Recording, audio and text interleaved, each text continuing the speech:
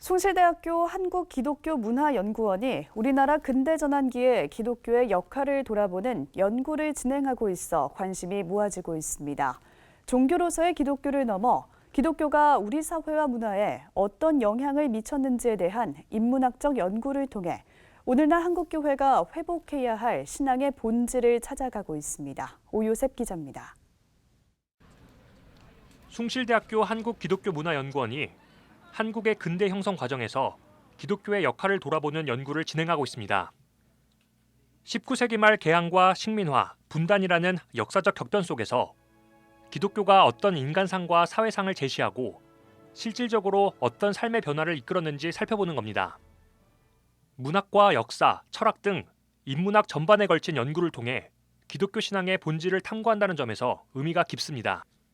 기독교 사상이 무엇고 그것이 우리의 삶에 도대체 어떠한 영향이 있는가 이런 것인데, 그러려면은 기독교가 한국 땅에 들어오면서부터 어떤 식으로 전개됐는지도 탐구를 해야 된다고 보는 겁니다. 그러니까 선교사들이 들어와서 기독교를 전파하면서 무엇을 얘기하려 했을까?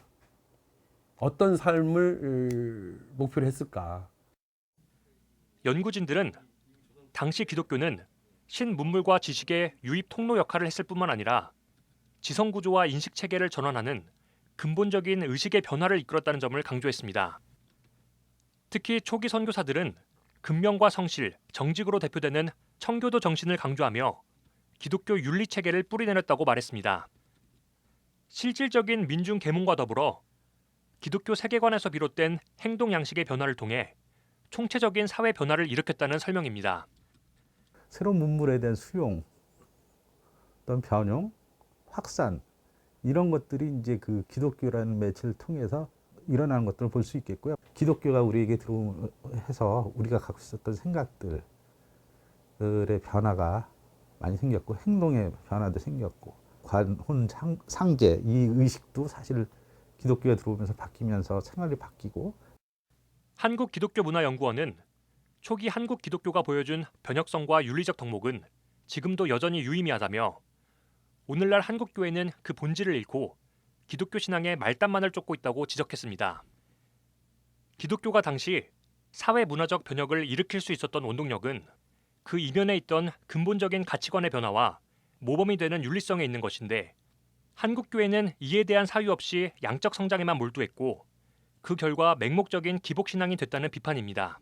도덕적인 삶, 뭐 이런 것들이 우리에게도 필요했었고, 그것이 이제 이 근대화를 거치면서 산업화를 거치면서 여전히 유효한 덕목인데, 오늘날에는 그런 것들을 천착을 안 하는 것 같아요. 이런 연구가 좀 그러니까 더 깊이 있고 넓게 이루어지지 않았기 때문에, 또는 이제 이 전달이 안 됐기 때문에 자꾸 뭐랄까 말단만 쫓는 게 아닌가. 한국기독교문화연구원은 학술적 연구를 담은 연구 총서뿐만 아니라 선교사들이 복음을 전하기 위해 직접 쓴 한글 소설과 실제 학교에서 사용했던 교재를 번역해 출간하는 등 다양한 연구 결과들을 내놓고 있습니다. 또 잘 알려지지 않은 선교사들의 삶과 업적을 발굴해 다양한 신앙의 전통을 되살리는 등 학제 간 연구를 통해 기독교 신앙에 대한 이해의 폭을 넓히고 있습니다. 이번 연구는 한국연구재단이 선정한 인문한국플러스 사업 중요 과제로서 오는 2025년까지 계속됩니다. CBS 뉴스 오요셉입니다.